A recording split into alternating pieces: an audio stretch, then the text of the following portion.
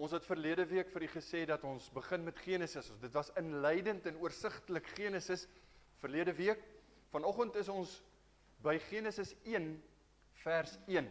Moenie moedeloos word nie, ons gaan nie die hele Genesis elke versie 'n boodskap oorbring nie, maar dis nodig dat ons by Genesis 1 vers 1 sal stil staan. So die voorlesing is letterlik vanoggend 1 versie. Miskien is dit nodig vir 'n bietjie klem vir die gewig wat Genesis 1 vers 1 dra. As u die Bybel gebring het, kan u oopmaak daarby. Dis net 1 versie wat ons gaan lees. As u dit dalk op die skoot het, kan u daarna kyk, anders kan u maar hier op die bord kyk. Ek gaan dit egter lees uit die Bybel, die ou vertaling. En as jy so sit met die Bybel, kom ons maak net eers die harte stil en ons bid, vra dat die Here met ons sal praat. Kom ons bid saam. Ons Vader, baie dankie vir u woord.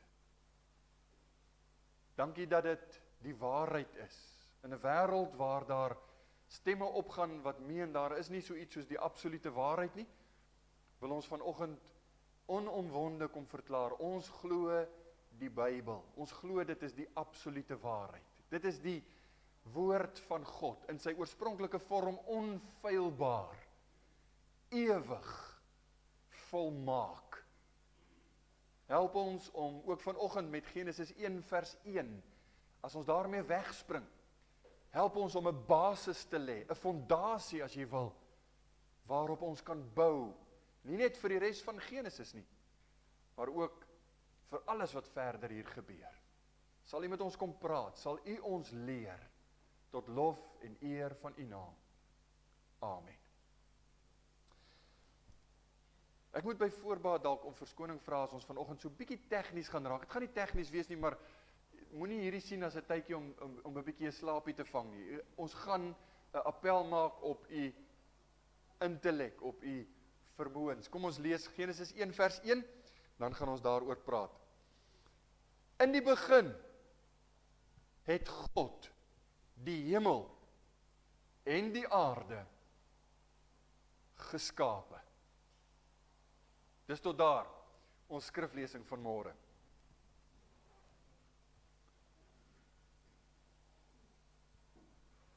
Ou Kersaand 1968 was 'n baie besondere geleentheid vir 'n stukkie van die mensdom. William Anders, oftewel Bill Anders, soos wat hulle hom genoem het, Frank Borman en Jim Lovell. Hulle was die ruimtevaarders. En terwyl hulle om die maan in 'n ander wentelbaan was, het hulle vir die eerste keer iets beleef wat bekend staan as Earth Rising. Bill Anders het met 'n swart en wit kamera 'n foto geneem van die son wat opkom oor die horison van die maan.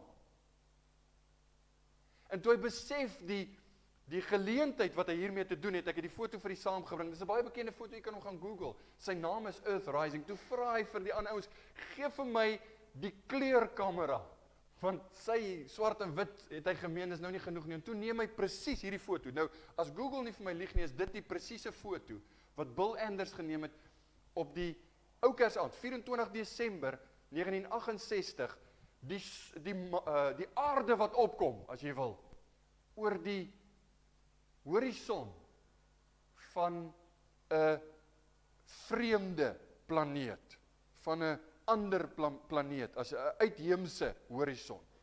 Dis nogal iets, né? Maar weet jy wat meer noemenswaardig is? Hulle was gekoppel met audio gekoppel aan nie net NASA nie, maar ook aan joernaliste wat kon hoor wat hulle sê. En toe hulle hierdie sig in die oog het, was daar absoluut stilte in die kapsule van Apollo 8. En Bill Anders, die ou wat daai foto geneem het, hy breek toe die stilte en elke joernalis en elkeen van die tegniese ouens by NASA het gehoor hoe Bill Anders sê, in the beginning, God created the heaven and the earth. En so is daar vanuit die ruimte letterlik weergalm die woorde van Genesis 1 vers 1. Genesis 1 vers 1 is noemenswaardig. Genesis 1 vers 1 vertel ons eintlik van God se kant af. Ons kry 'n vertelling van 'n buitemenslike, bo-menslike bron. Waar kom alles vandaan? Waar lê die bakermat van ons geskiedenis? As ons die wêreld wil verstaan, as ons die betekenis van die lewe wil verstaan, as ons eie natuur en die saligheid en die hoop waarmee ons almal besig is in hierdie jaar, ons wil tog hoop hê, as ons daardie hoop reg wil verstaan en ons eindbestemming dus ook reg wil verstaan, dan is dit nodig om die oorsprong reg te verstaan. Met ander woorde, waar kom alles vandaan? En hierdie eerste woorde, Genesis 1 vers 1 waaroor ons vanoggend praat, hierdie eerste woorde van die Bybel, die eerste woorde wat eintlik die begin van alles aandui, is die basis van 'n Christelike wêreldbeskouing. Daar's sekere goed, as jy Genesis 1 vers 1 glo, is daar sekere goed wat jy net nie kan glo nie. Is daar sekere goed waarmee jy jou net nie kan vereenselwig nie. Jy kan of dit glo, of jy kan Genesis 1 vers 1 glo, maar die twee goed staan nie saam nie. Dat daar 'n begin was. In die begin het God die hemel en die aarde geskape. Impliseer natuurlik, dit wat ons het, was nie altyd daar nie. Alles wat is, was nie altyd gewees nie. Het mag dalk vir u vreemd klink, en ek wil nie filosofies raak nie, maar dink saam met my. In die 1950s min of meer, was daar 'n baie algemene siening onder die wetenskaplikes, wat hulle genoem het, die bestendige toestandteorie. Nou, byvoorbeeld ook maar verskoning vir 'n paar terme wat nou direk vertaal moet word, want my woordeboek is te oud, en dit lyk vir my Google gooi hom direk oor, en dan maak hy 'n direkte vertaling. Ek gaan maar die Engels ook so tussenin noem.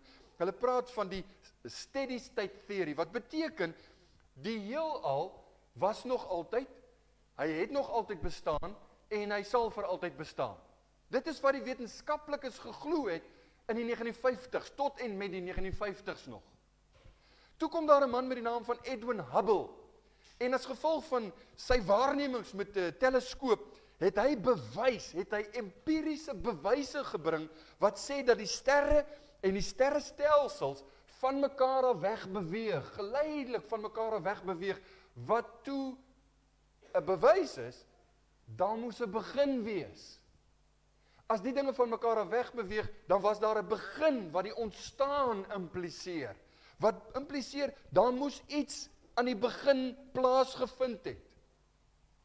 Nou daar kom die krisis, want die oorheersende en die gewildste teorie in ons dag is die baie bekende oerknal, oftewel die Big Bang teorie. Wat mense sê, nagenoeg 13,7 miljard jaar gelede, dis baie nulle, dis toe alles ontstaan het hoor. Toe het letterlik niks ontplof, en dit het geword deur al hierdie miljoene en miljoene jare wat ons vandag het. Dis die siening, dis die gewilde wetenskaplike siening, en ek sê dit sarkasties, want 'n wetenskap is iets wat bewys kan word. Maar dat wetenskaplikes hierdie siening glo en aanhang, gaan my verstand te bowe. Hierdie oerknal of die Big Bang theory is baie gewild. Dit word op skole geleer, dit word in die kele van ons kinders afgedruk, dit word oorheersend verkondig. Dis die uitsondering. Ek meen, mense verloor hulle werk as hulle nie hiermee saamstem, as jy in een of ander beroep is nie, in die wetenskaplike beroep nie. Maar dit is absoluut absurd. Ek wil vir u lees 'n aanhaling van 'n webblad genaamd The National Academy of Sciences. National Academy of Sciences. Luister mooi. The Big Bang theory says that the universe came into being from a single, unimaginably hot and dense point aka 'n singularity, dis wat hulle dit noem, is 'n punt wat hulle noem 'n singulariteit in Afrikaans, sê Google, maar dit is 'n singularity in Engels. More than 13 billion years ago, it didn't occur in an already existing space. So daar was nie ruimte nie, daar was niks, maar daar was 'n punt wat toe nou 'n singularity genoem word, waar alles begin het. Rather, it initiated the expansion and cooling of space itself. So, as jy die wetenskaplikes moet vra, waar kom alles vandaan, dan sê hulle, daar was niks, daar was 'n punt waar daar niks was nie.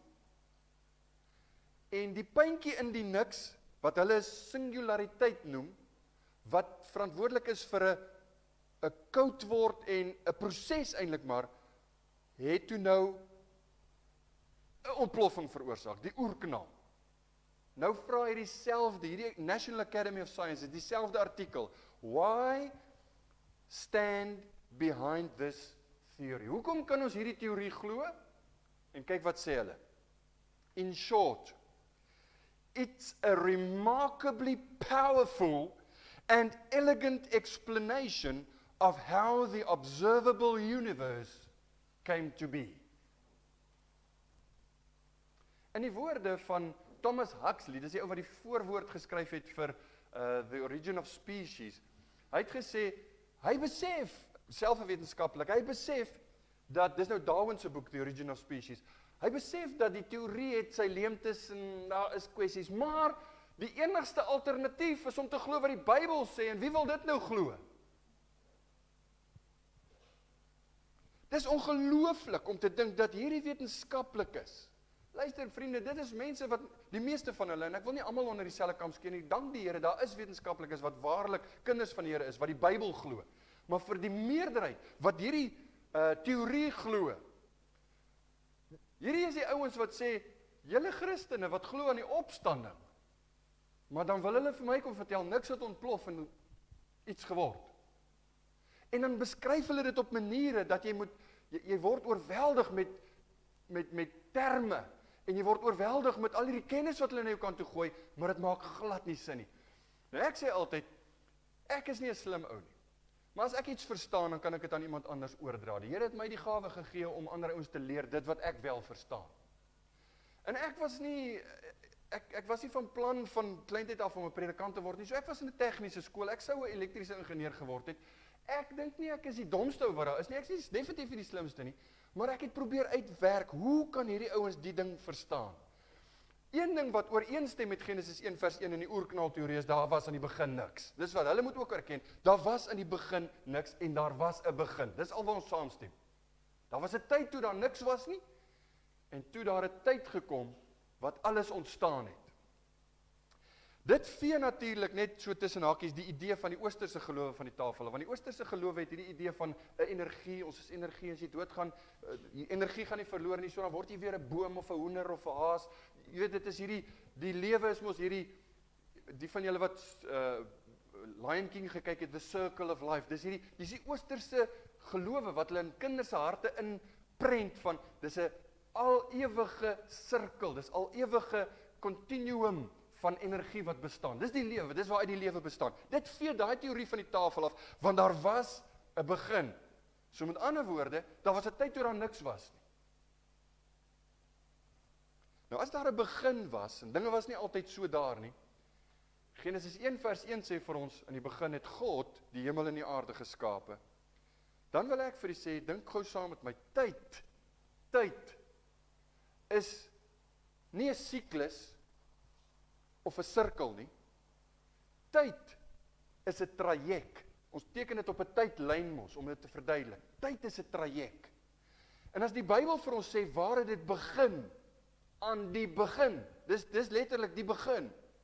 Dan kan ons hierdie traject se begin bestudeer, ons kan weet waar was dit, hoe dit gebeur. Maar verder, ons weet ook wat was die bron van die begin, deur die Bybel. Nie net dat daar 'n begin was nie, maar ons kan die bron van die begin ontdek, en ons kan weet, as As hierdie bron, wat ons glo God is, hierdie begin laat ontstaan het, dan is die geskiedenis van hierdie lyn van die mensdom, hierdie geskiedenis van die bestaan van planete en van die aarde, hierdie lyn wat tyd is 'n traject, en dit maak ons deel van die geskiedenis, maar ook van 'n doel. Dis nie doelloos nie. Daar's 'n doel, daar's 'n rede. Genesis 1 vers 1 vertel van ons baie omtrent hierdie doel of rede. Nou ek het vanoggend hoofsaaklik drie hoofpunte, of 3 punte, wat Genesis 1 vers 1 vir ons die basis gaan vorm. En die eerste daarvan is, in die begin, God. Dis al wat nodig is nou om te weet. In die begin, God. Ek kom agter, ek los 'n paar woorde uit. Hier is een van die titaniese aansprake van die Bybel. As daar 'n begin was, en jy vra, wat was daar toe alles begin het? Dan sê die Bybel in Genesis 1 vers 1, God. God was daar. Daar was 'n tyd toe daar niks was nie. Maar selfs die tyd toe daar niks was nie, was God daar. Want in die begin het God was daar. Moses sê dit vir ons, hy beskryf dit vir ons, en hy sê die oorsaak van alles wat is nie toeval nie. Die oorsaak van alles wat gebeur het, is nie miljoene jare wat die goed gevorm het nie. Die oorsaak van alles wat is vandag, is die kreatiewe, kragtige en soewereine hand van 'n almagtige God. Dis nie 'n doellose toevalligheid nie. Dis 'n skepende, kreatiewe God wat alles gemaak het. Een van die slim ouens, sy naam is Francis Schaeffer. Hy's 'n, as jy wil, 'n tipe van 'n Christelike filosoof, hy's 'n denker, hy was, ek glo nie hy lewe nog nie. Hy het gesê, Christianity is, as a system does not begin with Christ as Savior. Hy praat oor Genesis 1 vers 1 en hy sê, dit is interessant dat hy nie begin met die verlossingsleer, hy begin by die begin. Hy sê, does not begin with Christ as Savior, but the infinite personal God who created the world in the beginning. Dis waar hy beskryf, alles begin. God moet ons terugvat na die begin toe. In die begin het God die hemel en die aarde geskape. Ons vra dus, wat was die ware en die eerste oorsaak van alles wat bestaan? En ek wil vir julle sê, die wetenskap is of baie stil, of baie vaag met hulle verklaring, want hulle verklaring is, dit het begin by 'n singulariteit in Afrikaans, 'n singularity in die Engels. Nou hier kom die tegniese deel, moenie slaap nie, volg my gou-gou. Is singulariteit in sterrekunde ook 'n swaartekrag singulariteit genoem, is 'n punt met 'n oneindige klein volume en 'n oneindige groot digtheid. Nou as jy praat van oneindig, dis die infinity teken, oneindige klein volume en 'n oneindige groot digtheid. Hierdie goed maak sin op papier, want jy kan dit met 'n formule redeneer, maar dis al waar dit sin maak is op papier. Die ruimte-tyd continuum, of die, hulle noem dit die space-time continuum, is in hierdie formule so geboe in jou formule, dat ruimte en tyd feitelik ophou bestaan. Ek verduidelik vir u die oerknalteorie, hoor, net vir ingeval u nou gewonder het waarmee is ek besig. Ek verduidelik vir u waar alles vandaan kom in die lig van die wetenskaplikes, wat nie die Bybel glo nie. So daar's 'n formule wat hierdie goed verduidelik, en jy sit met 'n punt, waar ruimte en tyd bykans, hulle kan nie sê dit bestaan nie, want dan is daar niks, dit is bykans nie daar nie, en dis so gebuig, hierdie formule, of hierdie ruimte-tyd continuum is so geboe, dat dit feitelik ophou bestaan, en dan kry jy wat hulle noem, die middelpunt van 'n swart kolk. Het jy al daarvan gehoor, 'n black hole?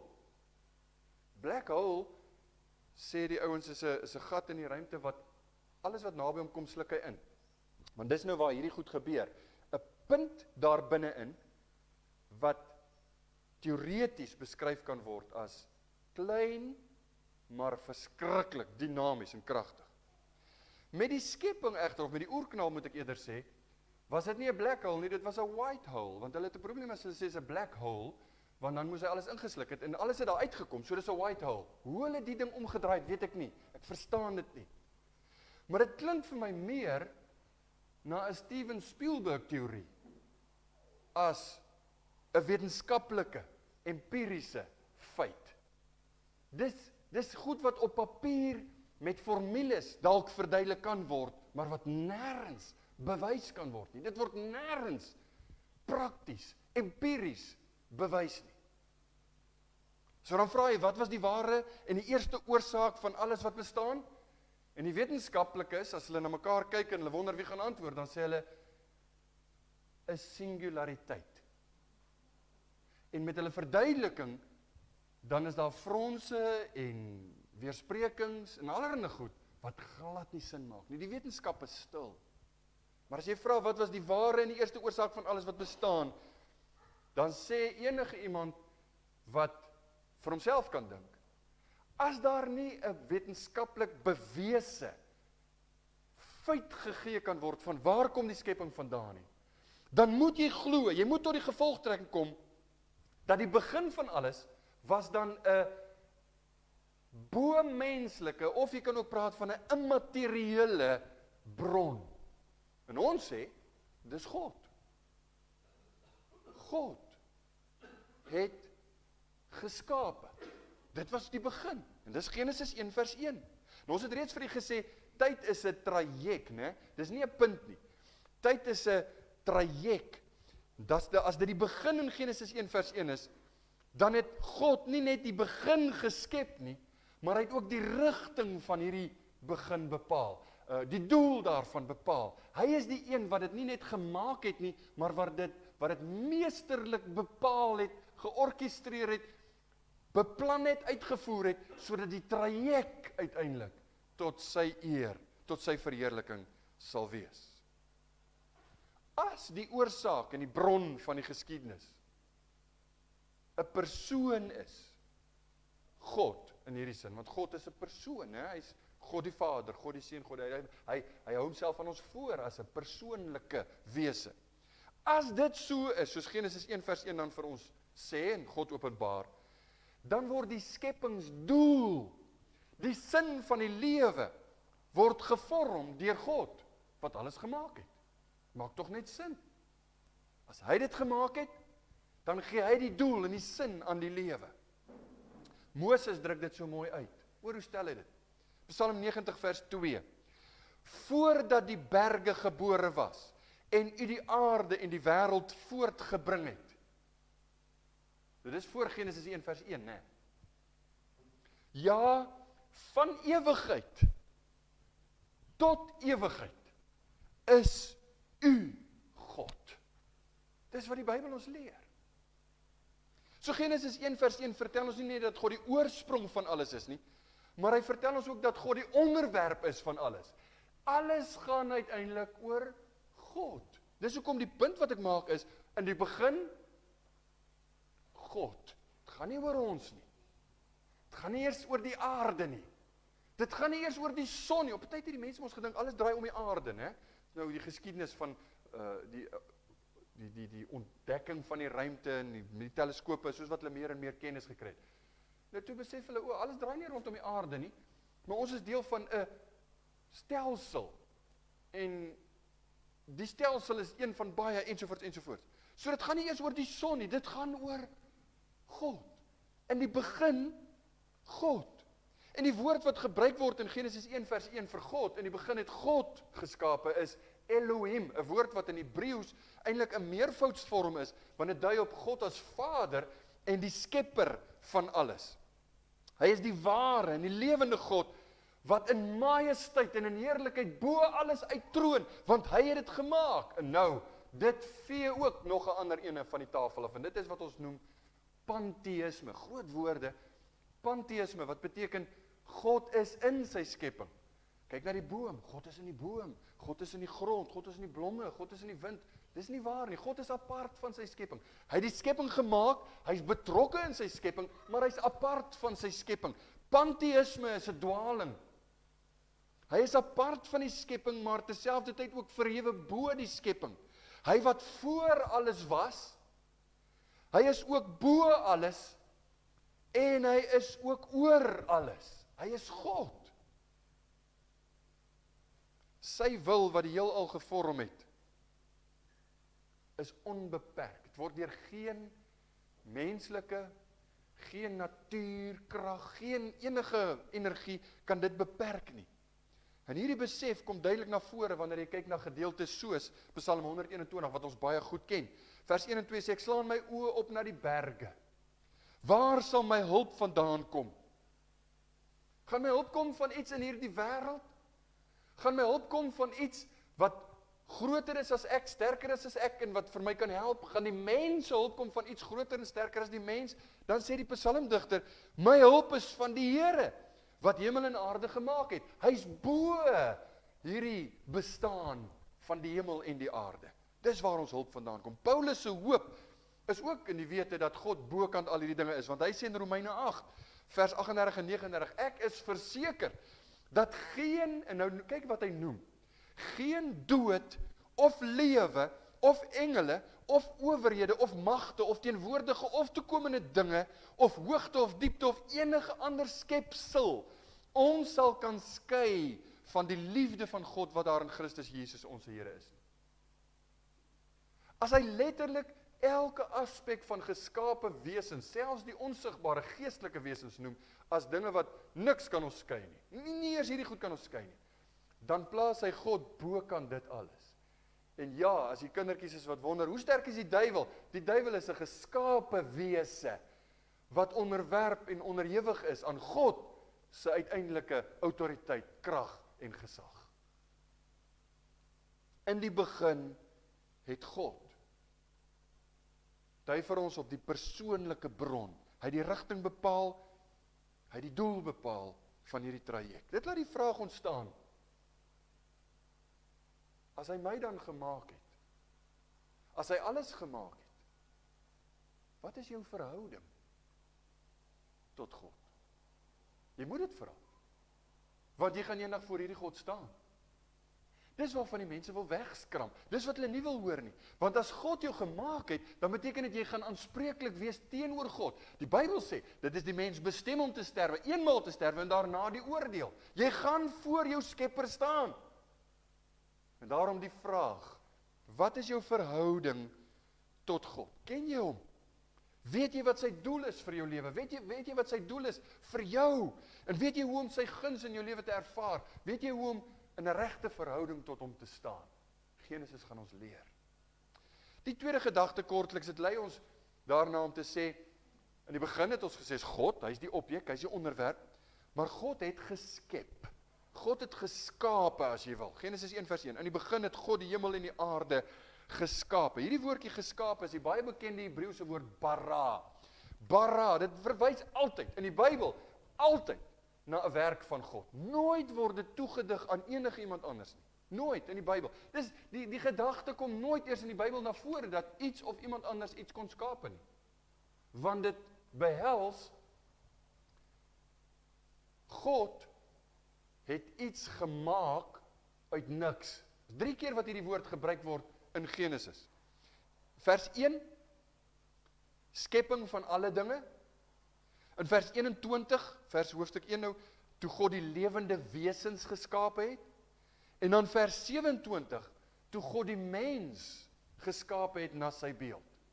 En 'n uitdrukking waarvoor ek baie lief is, wat die teoloog graag gebruik, is 'n Latynse woord, of 'n Latynse uitdrukking, wat sê, God het geskape ex nihilo.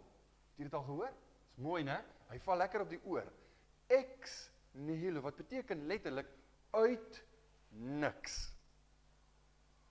God het nie iets gevat en dit getransformeer of verander om te maak dit wat bestaan nie. Uit niks, ex nihilo, het hy alles gemaak. 'n Skrynwerker vat 'n stuk hout en hy werk met die hout en hy maak 'n stoel. En hy kan nie sê, ek het hierdie stoel uit niks uit gemaak nie, want hy het hout gebruik. En selfs al sou hy die boom geplant het, en dan later die boom afgesaag het en die hout gemaak, en dan sê, dis my boom, ek het hom geplant, dan sal ek sê, waar kom die saadjie of die stiggie vandaan? Waar kom, daar's baie goed betrokke, jy het niks met die groei van die boom te doen nie, bitter min. So, niemand kan uit niks iets maak. Die Bybel noem dit as 'n kardinale deel van die Christelike geloof. Het jy dit geweet? As jy dit nie glo nie, het jy 'n probleem. Want die Bybel sê in Hebreërs 11 vers 3, deur die geloof verstaan ons dat die wêreld deur die woord van God toeberei is. Dat die dinge wat gesien word nie ontstaan het uit sienlike dinge nie. God, onsigbaar, hy's 'n geestelike wese, het uit niks geskep, gemaak, dit wat bestaan. Daar's 'n wetenskaplike, baie bekende wetenskaplike, hy is al dood, ek dink hy is in 2018 dood, Stephen Hawking, hy is baie bekend. Hy sê in sy baie bekende boek, A Brief History of Time, dat ons sterrestelsel, nou dis 'n slim ou wat nou empiriese goeters vir ons kan daarna luister, want hy bewyse. Hy sê, ons sterrestelsel is eintlik 'n baie gemiddelde grootte. Dis nie 'n uitermate groot of uitermate klein, dis baie gemiddeld. Hy sê hy het 'n deursnee van nagenoeg 100,000 ligjare, verskriklike groot. 100,000, so ver as wat lig in 100,000 jaar trek. Nou skryf Hawking en hy sê verder, our galaxy is nou ons sterrestelsel, our galaxy is only one of some 100,000 million that can be seen using modern telescopes. So dis, jy hoef nie te sê, hier is 'n geloofsaak nie, jy kan dit sien. Dit is bewese feite wat ek nou vir u gee. Daar's honderde, duisende ander sterrestelsels. Each galaxy itself containing some 100,000 million stars. Net om vir 'n idee te gee, die grootheid van hierdie skepping. Ek dink ons het al baie daarna gekyk, want dit word gereeld gebruik en is 'n wonderlike gedagte. Weet jy wat sê Genesis 1 vers 1 vir ons? Elke deeltjie van dit. Selfs dit wat hulle nou nog ontdek, want nou sterker hulle die teleskope, maar ook hoe verder kan hulle sien. En hoe verder hulle kan sien, hoe meer besef hulle, hoor, ons weet nog niks. Daar's nou nog verder, en nog verder. En elke keer as hulle iets ontdek, naderhand is dit 'n stofkorreltjie, dit lyk vir jou soos niks nie, dan sê hulle, dis 'n sterrestelsel. God het elke een gemaak. En die wonderlike daarvan, uit niks. Ex nihilo. R. Kent Hughes, 'n baie goeie Bybelkommentator, hy sê, God created every speck of dust in the 100,000 million galaxies of the universe.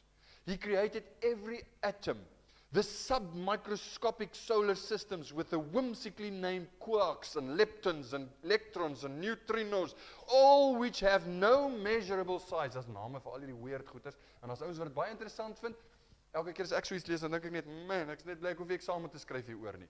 Maar dan moet jy al hierdie goed onthou. God het alles gemaak. God het dit alles gemaak. En vriende, as jy mooi daaroor dink, jy kan nie anders as om God te loof daarvoor nie. As jy dit ontdek, as jy dit sien en jy beleef dit, ek is lief daarvoor, veral as jy in die Karoo gaan, as jy op 'n plek kom waar jy nou weg is van die stad se liggies, dan sien jy mos die sterre baie mooi, dan sien jy baie meer as wat jy in die stad sien. Dan is daar net een ding in my hart. Here, u het dit gemaak. U het dit alles gemaak. Jesaja 40 vers 25-26 sê, by wie sal julle my dan vergelyk? Dis God wat aan die woord is. Dat ek net so kan wees. Sê die Heilige, slaan julle oë op in die hoogte en kyk, wie het hierdie dinge geskape? Retoriese vraag, want die antwoord is voor die hand liggend. Wie het dit gemaak? Hy laat hulle leerskare uittrek volgens getal. Hy roep hulle almal by die naam, vanweë die grootheid van kragte. En omdat hy sterk van vermoë is, daar word nie een gemis nie. In die begin het God die hemel en die aarde geskaap. En as jy praat van die hemel en die aarde, dan sê die slim ouens, dit is die uitdrukking hemel en aarde is 'n merisme. Nog nooit daarvan gehoor nie? Ek leer ook saam met u in hierdie roete, of hierdie opwindende stap deur Genesis, 'n merisme. Dit beteken, dis 'n uitdrukking van twee uiterstes, wat sê, die hemel en die aarde en alles tussenin. Dis 'n alomvattende uitdrukking. Hemel en aarde beteken letterlik, volgens ons geloofsbelijdenisse en ander dele in die Bybel, word dit ook verklaar met alles wat sienlik en alles wat nie sienlik is. Alles wat stoffelik en nie stoffelik is. Hy het alles gemaak, wat beteken nie net die massas materie nie, maar hy het ook dinge geskep soos morele wette, siklusse. Hy het sekere dinge geskep wat hy vir ons gee in die Bybel, en ons ken dit as die 10 gebooie. Dis 'n wet wat God geskep het, saam met die skepping, sodat die natuur daarvolgens, die wêreld daarvolgens kan bestaan, en die mensdom daarvolgens moet leef. Dis natuurlik 'n vreemde konsep in ons postmoderne wêreld, want ons lewe in 'n wêreld waar mense net verder en verder wegbeweeg van die wette wat God neergelê het. Ek bedoel, vriende, dis nou, u gaan besef, as ek vanoggend vir u sê, ons lewe in 'n wêreld waar die ouens 'n probleem het om onderskeid te tref tussen 'n man en 'n vrou. Dis 'n wet, dis hoe God dit gemaak het. Die wêreld sê, die slimme ouens van ons dag sê, dis 'n sosiale konstruksie. Met ander woorde, jy's grootgemaak as 'n seentjie, want jou pa het vir jou van kleintyd af blou aangetrek en vir jou ketty gekoop, en toe jy groter was, toe koop hy vir jou motorfiets, en hy het jou 'n seentjie groot, maar eintlik is jy 'n dogtertjie. Die Bybel sê nee, God het jou gemaak, soos wat hy bepaal het dit moet wees, volgens die wette wat hy daar gestel het. Man en vrou het hy hulle geskape, Genesis 1 vers 27, een van die basiese. Maar as jy verder gaan met dit wat God geskep het, dan sê ek vir u, dit is reg en verkeerd, lewe en dood, manlik, vroulik, goed en kwaad, alles as gevolg van God se soewereine ontwerp in die skepping. En as ons dit verwerp, as ons hierdie wette van God verwerp en sê, man, ek wil nie daarna luister nie, ek gaan my lewe soos ek dink is reg, dan skaad jy nie net jouself nie, maar jy is 'n aanstoot. Jy is in 'n sekere sin 'n irritasie, in my eie woord, van God se heiligheid, God se weerspieëling van sy karakter, want hy's 'n God van orde. Hy het dit gemaak, dis hoe dit moet reageer, dis hoe dit moet wees, dis hoe dit moet funksioneer.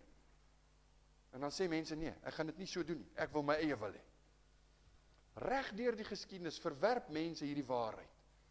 En dan lewe hulle soos wat die natuurlike mens beskryf word, in vyandskap teenoor God. Ek wil nie, ek sal nie, ek gaan nie.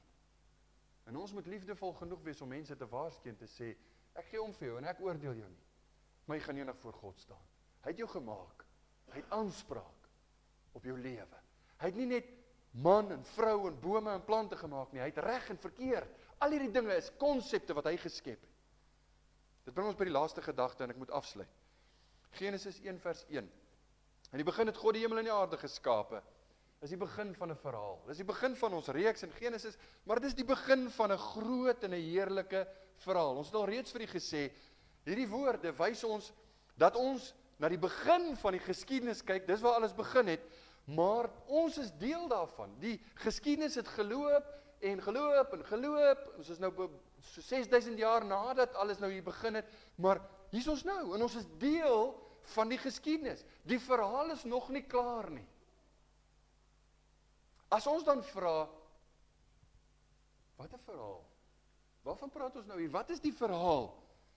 Dan wil ek u terugvat, vir die van u wat Woensdag aand by die bid hier was, nou moet ons teruggaan en ons wil Genesis 1 vers 1 reg interpreteer. Ons wil 'n goeie eksegese doen, groot woord, van Genesis 1 vers 1. Moses het die boek geskryf, vir wie? Gaan kyk na die oorspronklike gehoor. Wat het hy bedoel toe hy gesê het, in die begin het God die hemel en die aarde geskape. Moses skryf die boek Genesis vir die volk Israel, wanneer? Terwyl hulle in die woestyn rondgetrek het, hulle was nog nie in Kanaan nie, hulle was al uit Egipte. Toe skryf hy Genesis. Elke aand sien hierdie Israeliete die sterre, want as jy in die woestyn is, amper so Karoo, dan jy kyk op, dan sien jy hierdie sterre, en hulle word herinner daaraan, dat God is die een, wat dit gemaak het. Die Israeliete het verstaan wat Moses bedoel. Op daai stadium, ek is nou nie seker, was dit 2000 of 1800 jaar na die skepping, toe sê Moses vir hulle, in die begin het God die hemel en die aarde geskape. Wat het dit vir hulle beteken? Wat het dit vir hulle, watter verhaal was vir hulle? Julle is deel van hierdie verhaal, watter verhaal? As jy vir 'n Israeliet moes vra, van watter verhaal is jy deel, dan sal hulle vir jou baie vinnig gesê het, ho, kom laat ek jou vertel.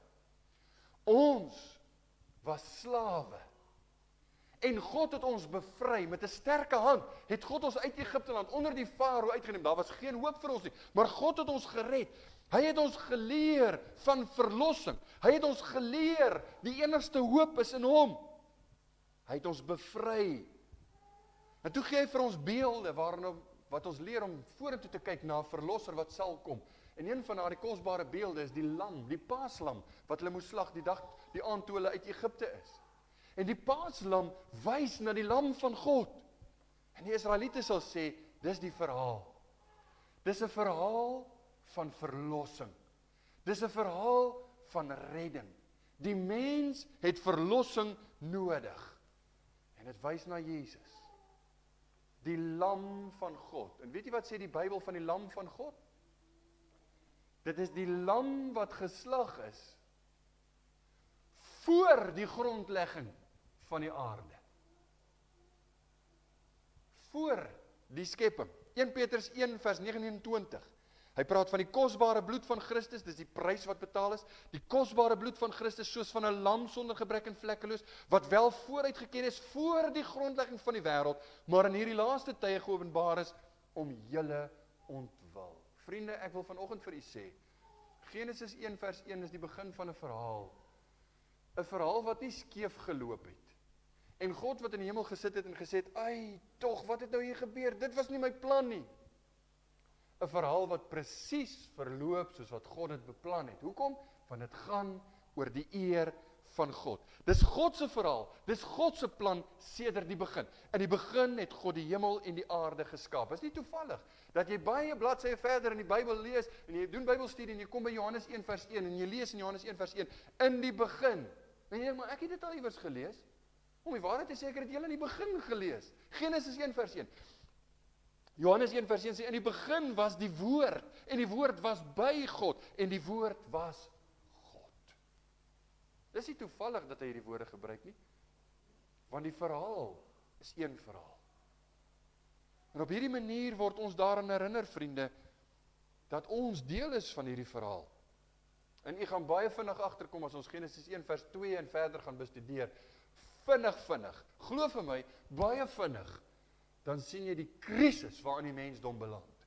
'n Groot krisis, 'n groot probleem as gevolg van ons sonde, as gevolg van my sonde en u sonde, wat in Adam was. En dan sien ons die wonderlike oplossing wat God vir ons bied. Jy sien die eerste vers in die Bybel leer ons van God. Die eerste vers in die Bybel leer ons van die skepping. Die eerste vers in die Bybel leer ons van onsself. Die eerste vers in die Bybel leer ons van sonde en dood en verlossing, want dit is die begin van hierdie verhaal. En as ons onsself daarin sien, dan verstaan ons Soli Deo Gloria, aan God al die eer.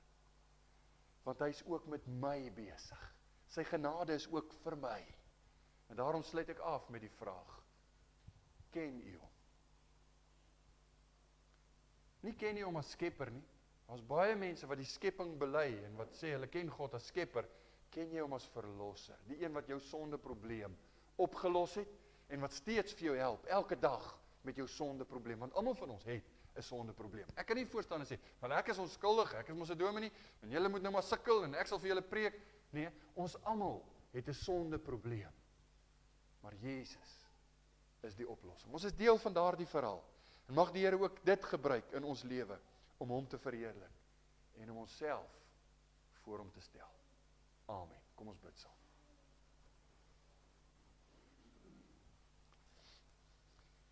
Ons wonderlike Vader, as ons begin praat oor die grootheid van u skepping, as ons begin uitbrei oor die kreatiwiteit, die almag, die majestueuse skeppingskrag van God, dan raak ons tonge baie vinnig kort.